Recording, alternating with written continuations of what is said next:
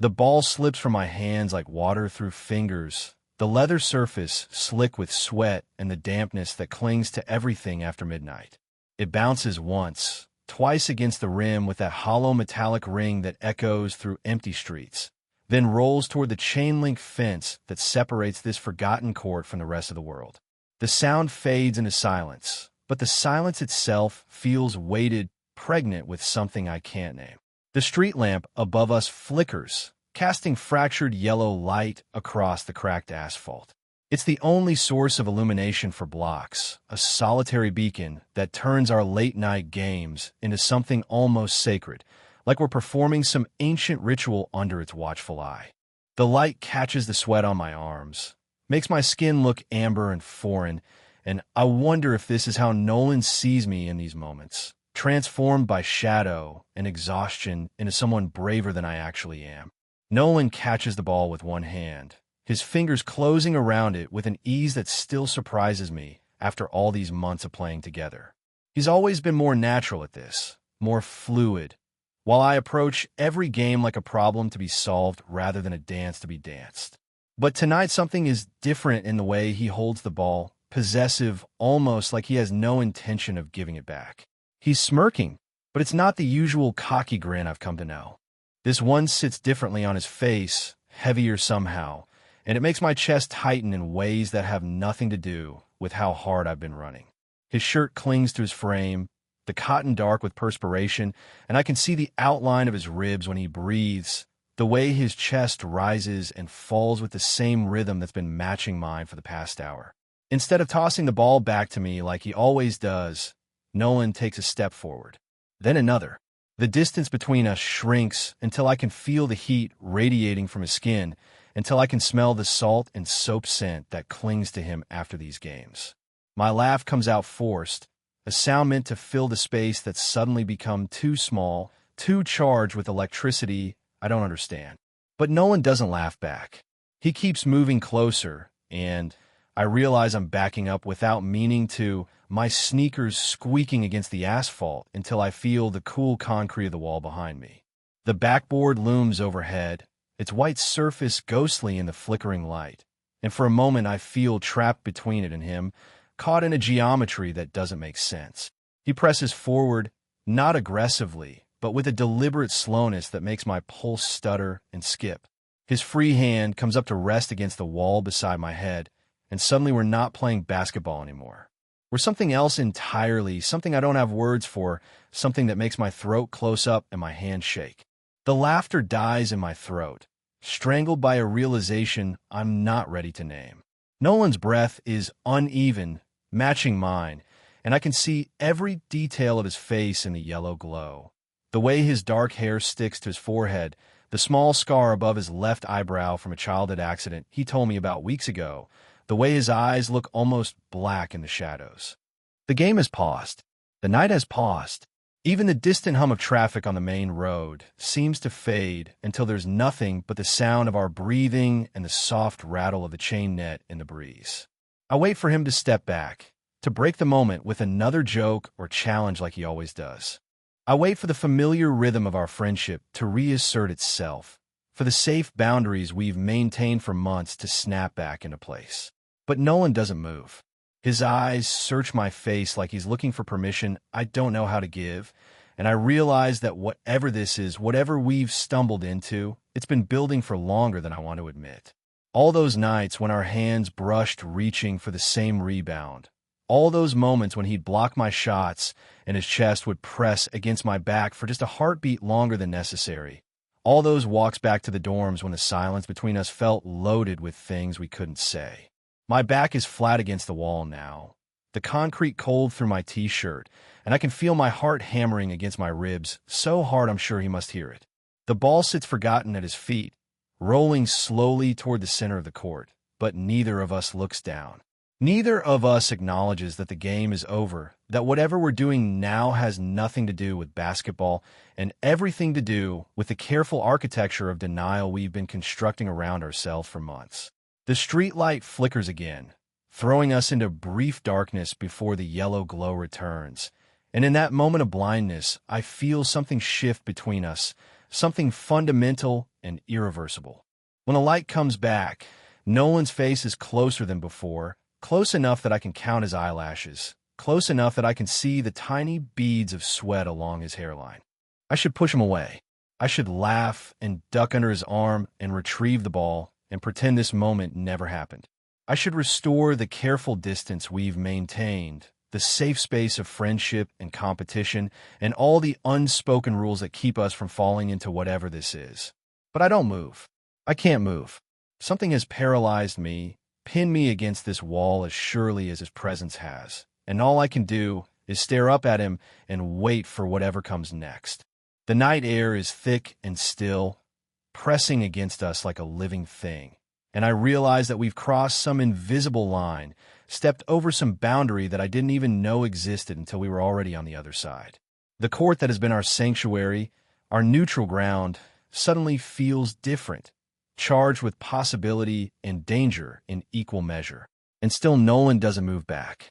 Still he holds me there with nothing but proximity and the weight of his gaze, and I begin to understand that this moment has been waiting for us all along, lurking beneath every casual touch, every shared laugh, every night we've spent here pretending we come for the game, when really we come for each other.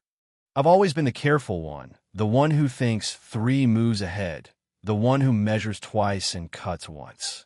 At 21, I've built my life around predictability, around routines that keep me grounded and safe from the kind of chaos that swallows people whole. Basketball became part of that routine 2 years ago, when I needed something to fill the restless hours after midnight, when studying left me too wired to sleep and too exhausted to do anything else. The campus courts are officially closed after 11, but the locks are broken and the security guards pretend not to notice as long as we keep the noise down.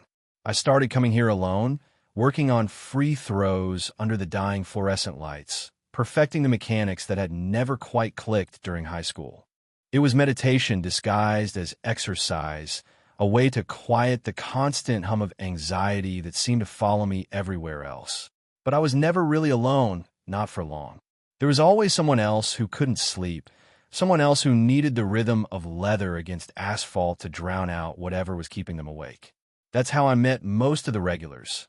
Marcus, who came here to escape his roommates' parties. Tyler, who used the court to work through family drama back home. And eventually, inevitably, Nolan. Nolan appeared one night in October like he'd materialized from the shadows themselves, already dribbling before I noticed him, already smiling that crooked smile that would become so familiar. He asked if I wanted to play one-on-one with the casual confidence of someone who'd never been told no in his life, and I found myself nodding before I'd thought it through. He was 22, but moved like someone older, someone who'd learned to navigate the world on charm and instinct rather than careful planning. Where I approached every shot with textbook form, Nolan played like he was making it up as he went along, impossible shots that somehow found their mark, defensive moves that shouldn't have worked but did. He was everything I wasn't, spontaneous where I was methodical, loud where I was quiet, reckless where I was safe. But somehow we worked together. Somehow our opposite energies created a balance that made both of us better players than we were alone. He pushed me to take risks I would never have taken on my own, while I grounded him when his showboating threatened to cost him games. We developed a rhythm, a pattern of challenge and response that felt almost choreographed in its precision. The court became ours in ways that went beyond simple familiarity. We learned its quirks together. The dead spot near the free throw line where the ball never bounced quite right, the loose board under the left side of the backboard that creaked with every dunk, the way the rim on the north basket hung slightly lower than regulation. We adapted our games around these imperfections, turning flaws into features, obstacles into opportunities. More than that, the court became the only place where both of us could drop the masks we wore everywhere else. In daylight, I was the serious pre-med student who never missed deadlines and never caused problems. Nolan was the communications major who knew everyone's name and treated every conversation like a performance. But here, under the broken streetlight with no one watching, we could be versions of ourselves that didn't exist anywhere else. I never admitted it, even to myself at first, but I began looking forward to these nights with an intensity that bordered on obsession. I would check the weather compulsively, hoping for clear skies. I would finish studying early, shower, and arrive at the court by 10:30, telling myself I was just being efficient with my time. But really, I was hoping Nolan would show up, hoping for another night of games that felt less like competition and more like conversation. Because that's what it was ultimately. Every steal, every blocked shot, every perfectly timed pass was part of an ongoing dialogue we couldn't have with words. When Nolan would fake left and drive right, slipping past my defense with that fluid grace that made everything look effortless, he was telling me something about spontaneity and trust. When I would sink 3 consecutive shots from the same spot, methodical and precise, I was showing him something about patience and practice. The nights when he didn't show up left me hollow and restless in ways I couldn't explain. I would shoot alone for an hour, but the solitude that had once felt peaceful now felt empty, incomplete. The court needed both of us to come alive, needed our different energies to create the electricity that made these games feel like something more than just exercise. What I couldn't acknowledge, what I buried under layers of rational explanation and careful compartmentalization, was how much I craved his presence beyond the game itself. The way he would lean against the fence between sets, catching his breath, his shirt riding up just enough to reveal the line of his hip bones. The way he would laugh when I made a particularly awkward shot, not cruel, but delighted, like my failures were just another part of what made these nights perfect. The way he would walk me back toward the dorms afterward, our shoulders bumping in rhythm with our steps, neither of us willing to be the first to turn toward our separate buildings. I told myself it was friendship. I told myself I valued his company because he challenged me, because he made me a better player, because he filled hours that would otherwise be empty. I built elaborate justifications for the way my pulse quickened when I saw his silhouette against the chain-link fence, for the way I memorized the exact shade of his eyes under different types of light. But looking back now, I can see what I refused to see then. The court wasn't just our private space. It was our sanctuary, the only place where the careful walls I'd built around myself could safely come down. And what I discovered in that sanctuary, what I was too terrified to name, was that I wasn't just addicted to the game. I was addicted to him. It happens on a Thursday night in November when the air carries the first real bite of winter and our breath comes out in small clouds that dissipate in the yellow glow of the streetlight. I miss a shot I should have made, a simple 15-footer that I've sunk hundreds of times before. But tonight my form is off, my concentration scattered by thoughts I can't quite organize. The ball clangs off the back rim with that harsh metallic sound that always makes me wince, bouncing high before settling into Nolan's waiting hands. But instead of passing it back like he always does, instead of the gentle ribbing about my terrible shooting night, Nolan holds the ball against his hip and grins at me with something that looks almost predatory. He starts dribbling slowly, deliberately, his eyes never leaving mine as he begins to circle me like I'm prey he's been tracking all night. The sound of the ball hitting asphalt creates a steady rhythm that echoes off the empty buildings around us, a heartbeat that seems to sync with my own pulse. Nolan moves with that fluid confidence I've come to know so well, but there's something different about it tonight, something more intentional in the way he uses his body to cut off my escape routes, to herd me exactly where he wants me. I lunge for the ball, my competitive instincts overriding the strange tension that's been building between us all evening. My fingertips graze the leather surface, but Nolan is too quick, pulling it away at the last second and using my forward momentum against me. He pivots smoothly, and suddenly I'm off balance, stumbling slightly as he moves behind me. That's when he catches me. His free arm comes around my waist to steady me. And for a moment, we're locked together in what could be mistaken for an athletic play, the kind of contact that happens a dozen times in any serious game. But this isn't that. This is something else entirely, something that makes my skin feel electric wherever he touches me, something that turns my careful breathing into something ragged and desperate. Nolan guides me backward with gentle pressure until my shoulders hit the wall beneath the basketball hoop. The concrete is cold against my back, a sharp contrast to the warmth radiating from his chest where it almost touches mine. He braces one hand against the wall beside my head, and I realize that the ball has dropped somewhere between us, rolling away forgotten across the cracked asphalt. The move started as playful, I tell myself. Just another example of Nolan's natural competitiveness, his inability to let me win anything without a fight. But the hold lasts too long for playfulness. His breathing is too controlled, too deliberate. His eyes are too focused on mine, searching for something I'm afraid to let him find. The invitation isn't spoken because it doesn't need to be. It's written in the space between us, in the way he leans forward just enough that I can feel the heat coming off his skin. It's in the way his free hand hovers near my shoulder, not quite touching, but close enough that I can feel the ghost of contact. It's in the way time seems to stretch and compress around us, making this moment feel both infinite and impossibly brief. I've always been good at reading people, at picking up on the subtle cues that reveal what someone really wants. It's a survival skill I developed early, a way to navigate social situations without making mistakes that might cost me friendships or opportunities. But with Nolan pressed against this wall under the broken streetlight, all my careful observation skills feel useless because what I'm seeing doesn't make sense.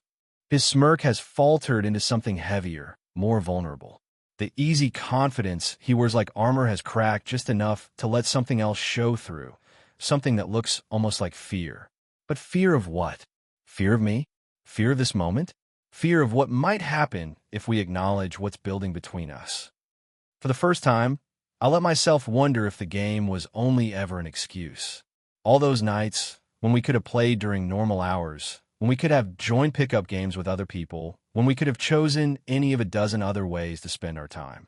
Instead, we kept coming back here to this isolated court where no one could see us, where no one could judge whatever it was we were doing. I think about the way our games have evolved over the weeks, becoming more physical, more intense. The way Nolan has started taking every opportunity to guard me closely, his chest pressed against my back when I'm looking for an open shot. The way I've started driving to the basket more aggressively, knowing he'll meet me there, knowing we'll collide in those brief moments of sanctioned contact. We've been dancing around this for months without admitting it, using basketball as a language for something we couldn't say out loud. Every steal has been an excuse to grab each other's hands. Every blocked shot has been a reason to press our bodies together. Every victory celebration has lasted just a little too long, our hands clasping, our eyes holding contact until one of us finally looks away. Now, trapped between Nolan and the wall with nowhere to run and no game to hide behind, I realize that everything we've been doing has been leading to this moment. Every laugh, every challenge, every night we've spent here has been an elaborate courtship ritual, a way of circling closer to something neither of us has been brave enough to name. The ball sits abandoned at half court, our game forgotten, and I understand with crystal clarity that we're not basketball players anymore. We're just two people who have run out of ways to pretend we don't want what we obviously want, two people who have finally cornered themselves in honesty. And in that moment of recognition, everything changes. From that night forward, the court becomes a different place entirely. The boundaries we've carefully maintained for months dissolve like sugar in rain, leaving behind something raw and electric that neither of us knows how to navigate. We still come here under the pretense of basketball, still bring the same worn leather ball and lace up the same sneakers, but everything else has shifted into unfamiliar territory. Our games grow sharper, more physical, as if the acknowledgement of what lies beneath the surface has given us permission to push harder against each other. When Nolan guards me now, his hands linger on my arms, his chest presses against my back with deliberate pressure that has nothing to do with defensive strategy. The contact that was once accidental becomes intentional, each touch a question mark hanging in the air between us. I find myself retaliating in kind, my shoves becoming less about creating space and more about feeling the solid warmth of his body yield beneath my hands. When I block his shots, I use my whole body as a barrier, pinning him against me longer than any legitimate play would require. We're learning a new language made of skin and proximity, of controlled aggression that feels more like foreplay than competition. The transformation is gradual, but undeniable. What used to feel like genuine athletic rivalry starts resembling choreography, each move designed to pull us closer rather than establish dominance. We circle each other like planets caught in gravitational pull, our orbits growing tighter with each passing night until the space between us becomes charged with possibility. I catch myself watching him differently now, studying the way his muscles shift beneath his shirt when he reaches for a rebound, memorizing the exact shade of concentration that crosses his face when he lines up a difficult shot. My gaze follows the beads of sweat that trace paths down his neck, and I have to remind myself to look away before he notices my attention has wandered from the game entirely.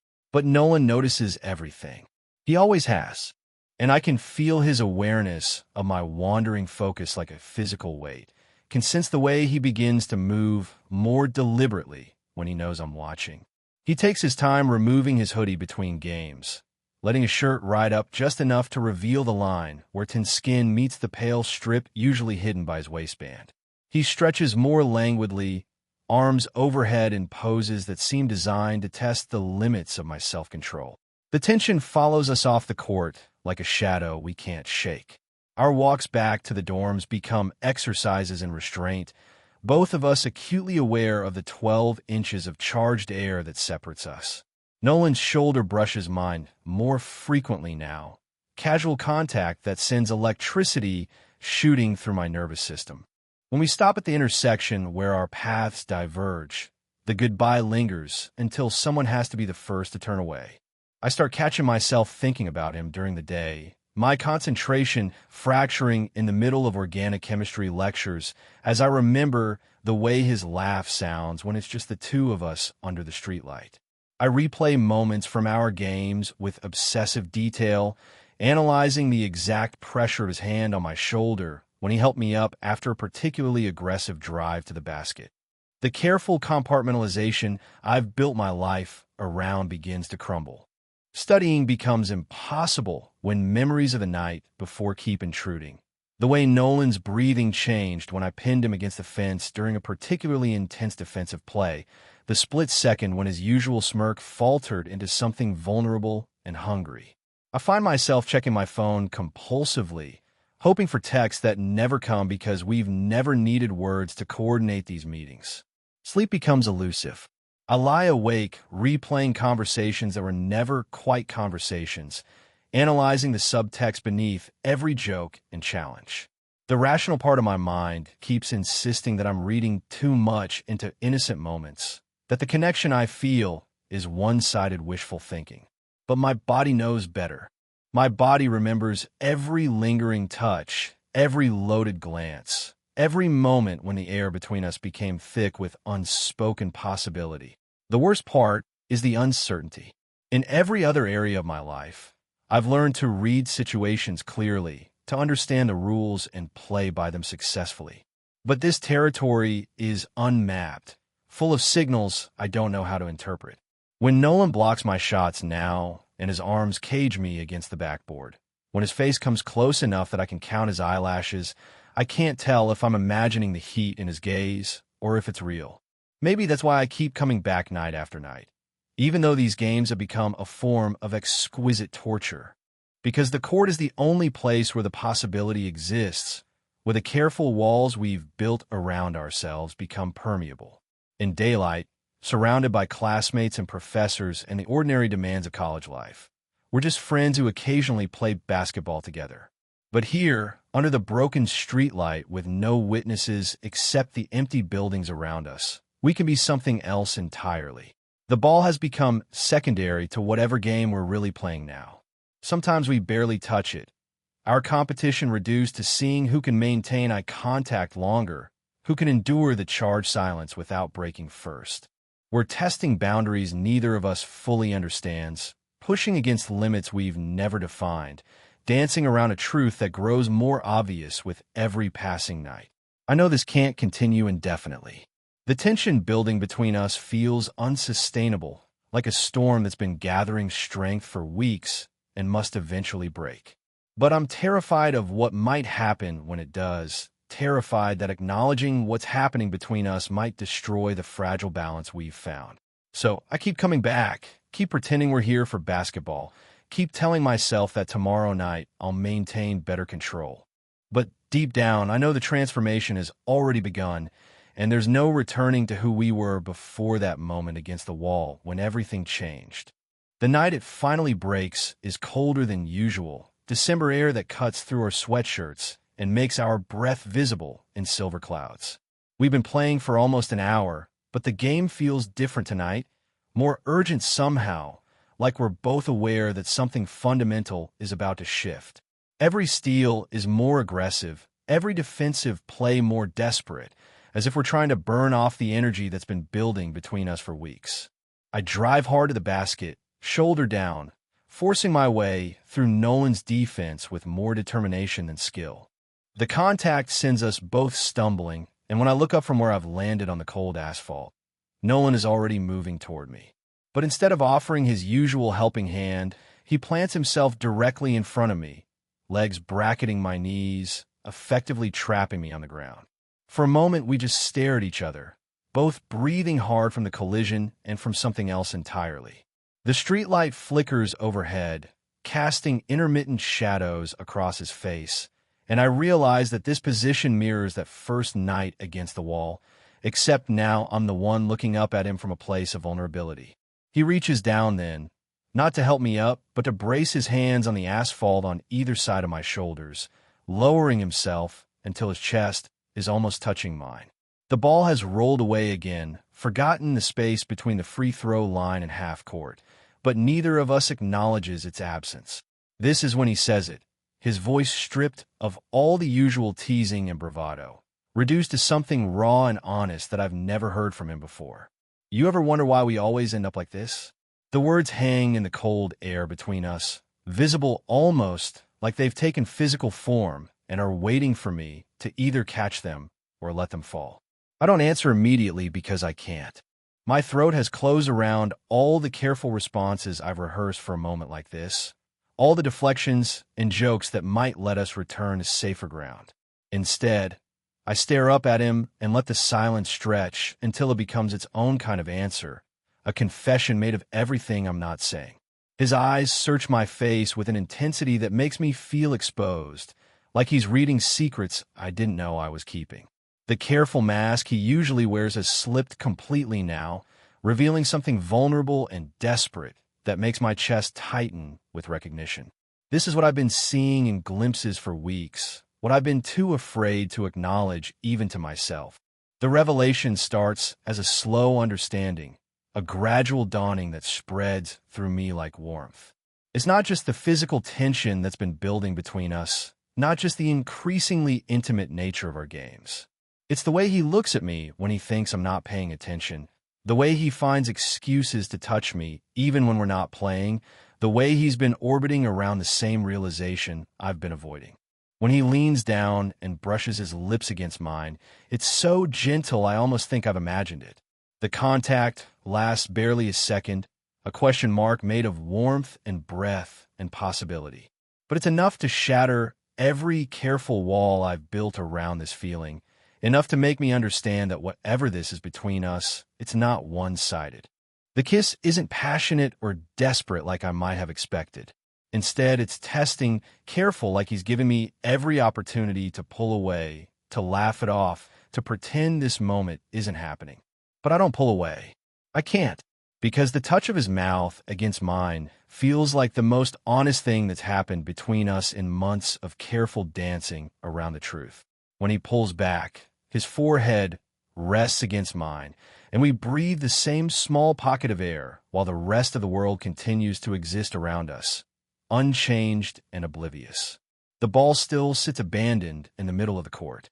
The streetlight still flickers with its irregular rhythm. The distant sound of traffic still hums from the main road. But everything feels different now, transformed by this moment of acknowledgement. He doesn't say anything else, doesn't try to explain or justify what just happened. He doesn't need to. The kiss was explanation enough, confirmation of what we've both been feeling, but neither has been brave enough to name. All those nights of increasingly intimate games, all those moments of loaded contact, all those walks back to the dorms where the goodbye felt like an ending, It was all leading to this. The revelation isn't just about desire, though that's certainly part of it. It's about recognition. Recognition that the careful friendship we've maintained has been a facade for something deeper, something that started the first night we played together and has been growing stronger with every subsequent meeting. Recognition that the basketball court has been our excuse to explore something we couldn't acknowledge in any other context. I realize now that every game we've played has been a form of courtship, every challenge a way of testing boundaries, every moment of physical contact a small confession of what. We've been learning each other's bodies through the language of sport, memorizing the feel of each other's hands and the sound of each other's breathing and the exact pressure required to make the other person's careful control slip just a little. The cold asphalt beneath my back feels like the most solid thing in the world, grounding me in this moment that feels both inevitable and impossible. When I finally find my voice, it comes out as barely more than a whisper, but in the silence of the empty court, it might as well be a shout. I tell him I know. I tell him I've known for weeks, maybe longer. I tell him that the games stopped being about basketball the moment we started playing them. And in his eyes, I see the same relief that's flooding through me now. The same recognition that we've finally stopped pretending to be something we're not. The moment stretches between us like a bridge I'm afraid to cross, even though I've been walking toward it for months without realizing it. Nolan's face hovers inches above mine, his eyes searching for something I'm not sure I know how to give him. The smart thing would be to laugh it off, to duck under his arm and retrieve the ball and pretend this moment never happened. The safe thing would be to restore the careful distance we've maintained, to step back behind the boundaries of friendship, where I understand the rules and know how to navigate without getting lost. But safety has never felt more like a prison than it does in this moment, with the cold asphalt beneath my back and the warmth of his breath against my face. I've spent 21 years building walls around myself, constructing elaborate defenses against exactly this kind of vulnerability, this kind of exposure that leaves you with nowhere to hide. Every careful choice I've made has been designed to keep me from ending up here, sprawled beneath someone who could destroy everything I've worked to build with a single word or touch. Yet as I stare up at Nolan, seeing my own fear reflected in his eyes along with something deeper and more dangerous, I realize that all those walls have been slowly crumbling for months. Every night we've spent on this court has been another small demolition, another brick removed from the fortress I thought was keeping me safe. The truth is that I stopped being safe the moment I started looking forward to these games more than anything else in my carefully ordered life. The choice crystallizes in the space between one heartbeat and the next. I can see both paths stretched out before me with painful clarity. I can step back into the familiar territory of denial and careful distance, can spend the rest of my life wondering what might have happened if I'd been braver. Or I can reach up and grab the front of his sweatshirt and pull him down into territory neither of us has mapped yet. My hands move before my mind has fully committed to the decision, fingers curling into the soft fabric of his hoodie. The material is warm from his body heat, slightly damp with sweat from our game, and when I grip it and pull him toward me, I feel him yield without resistance, as if he's been waiting for exactly this signal. The kiss that follows is nothing like the tentative brush of lips from moments before. This one is desperate and hungry, messy with all the things we've been holding back for months. His mouth moves against mine with an urgency that matches the frantic beating of my heart, and I realize that he's been just as terrified and just as certain as I have, just as caught between wanting and fearing what wanting might cost. My free hand finds the back of his neck, fingers threading through the short hair at his nape, and the small sound he makes in response sends electricity shooting through my entire nervous system. This is what I've been craving without admitting it, this perfect weight of him above me, this proof that the connection I've felt hasn't been one-sided imagination after all. When we finally break apart, both breathing hard, his forehead rests against mine again, and I can feel him smiling even though my eyes are closed. The relief flooding through me is so intense, it's almost painful, like blood returning to a limb that's been numb for too long. All those weeks of wondering and wanting and carefully not acknowledging either feeling seems suddenly ridiculous in the face of this simple truth. He wants this too. But beneath the relief is something more complex, a recognition of what we've just changed between us. There's no going back from this moment, no pretending we're just friends who happen to play basketball together in the middle of the night. We've crossed a line that I didn't even know existed until we were already on the other side, and the familiar landscape of our friendship has been permanently altered.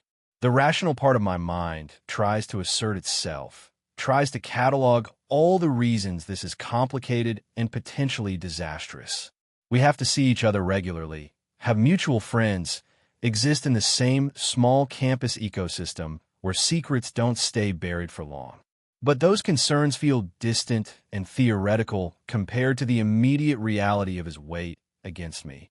The taste of him still on my lips, the way his thumb traces small circles against my collarbone where his hand has found its way beneath the collar of my shirt. I open my eyes to find him watching me with an expression I've never seen before, vulnerable and hopeful and slightly afraid all at once. The cocky confidence he usually wears like armor has been stripped away completely, leaving behind someone I recognize, but have never been allowed to see this clearly. This is who he is when he stops performing, when he lets the mask slip far enough to show the uncertainty beneath. We don't speak for a long time. Words feel inadequate anyway, too small to contain what's happening between us. Instead, we lie there on the cold court with our bodies pressed together and our breathing gradually returning to normal, both of us processing the magnitude of what we've just acknowledged. The basketball sits forgotten somewhere in the darkness beyond the reach of the streetlight. Our game abandoned in favor of this new kind of play that has no rules and no clear objectives beyond the simple desire to be closer to each other. I think about all the nights we'll come back here, how different they'll be now that we've stopped pretending we come for the basketball. When Nolan finally speaks, his voice is rough with emotion I've never heard from him before. He tells me he's been thinking about this for weeks. Tells me he's been driving himself crazy trying to figure out if what he was feeling was real or just wishful thinking. He tells me he was terrified I would laugh at him, terrified I would disappear if he pushed too hard too fast. I tell him I know exactly what he means. I tell him I've been afraid of this and wanting it in equal measure, afraid of what it might mean, but more afraid of what it might cost us both if we never tried. The choice has been made irrevocably and completely. There's no safety net beneath us anymore, no careful distance to retreat behind when things get complicated. There's only this, the two of us finally honest, finally brave enough to stop pretending we don't want what we obviously want. Eventually, we have to move. The cold has started seeping through my sweatshirt from the asphalt beneath, and somewhere in the distance, a campus security vehicle makes its slow rounds, headlights sweeping across buildings we can't see from here. But neither of us wants to break this moment, this fragile new thing we've created that feels too precious to disturb with the ordinary demands of the world beyond this court. Nolan helps me to my feet with hands that linger longer than necessary, his fingers interlaced with mine even after I'm steady on my legs. We stand there for a moment, facing each other under the flickering streetlight, and I'm struck by how different everything looks now. The same cracked asphalt, the same chain-link fence, the same basketball hoop with its slightly crooked rim, but all of it transformed by what we've acknowledged between us. The ball sits abandoned at half court where it rolled during our collision, a forgotten piece of equipment that once seemed like the entire reason for our presence here. Looking at it now, I realize how naive that seems, how elaborate our self-deception has been. We've never really been here for basketball. We've been here for this, for the possibility of moments like the one we've just shared, for the chance to exist together in a space where honesty becomes possible. I walk over to retrieve the ball, more out of habit than any real desire to continue playing. The leather is cold against my palms, and when I turn back toward Nolan, I find him watching me with an expression that's become familiar over these months, but somehow looks entirely new in the context of what we've just confessed. There's fondness there, and desire, but also something deeper, a kind of recognition that makes me feel seen in ways I've never experienced before. Instead of suggesting another game, instead of falling back into the familiar rhythms that have carried us through dozens of nights like this one. Nolan moves to lean against the wall beneath the basketball hoop. The same wall where this all began, where he first pinned me in a moment that changed everything without either of us understanding what was happening. I join him there, close enough that our shoulders touch, and we settle into a comfortable silence that feels entirely different from the charged tension that's defined our recent interactions.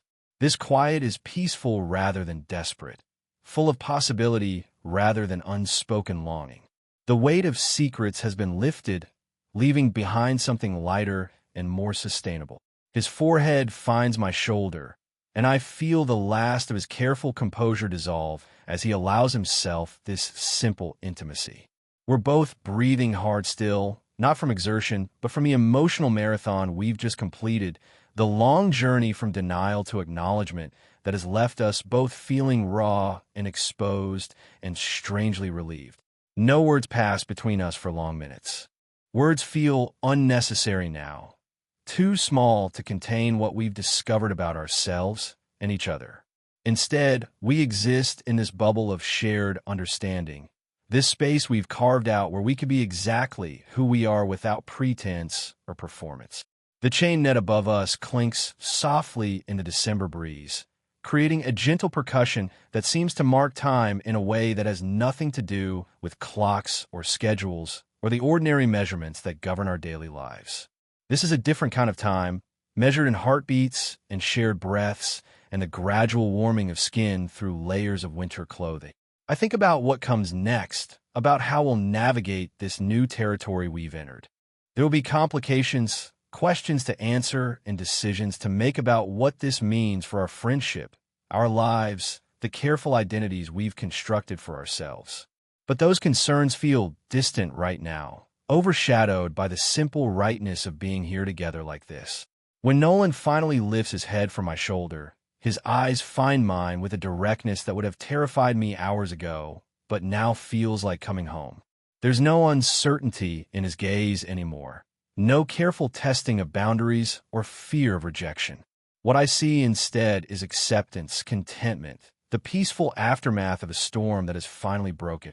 The distant hum of traffic on the main road reminds us that the world continues to exist beyond the borders of this court, that eventually we'll have to return to the lives we've built outside this sanctuary. But not yet. Not tonight. Tonight belongs to us, to this moment of perfect honesty we've fought so hard to reach.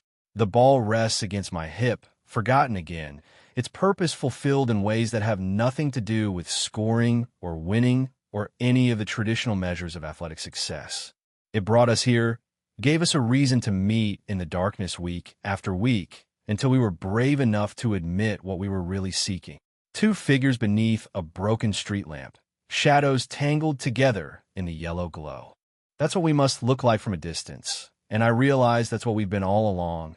Two people learning to exist in the same space, learning to trust each other with our most vulnerable selves, learning that sometimes the games we think we're playing are just excuses for the connections we're too afraid to pursue directly. The court will never be just a place for basketball again. It's been transformed into something sacred, a space where we discovered we were brave enough to want what we wanted, brave enough to reach for it despite the risks. The memory of this night will live in every crack in the asphalt, every rattle of the chain net, every pool of yellow light cast by street lamps that have witnessed our transformation.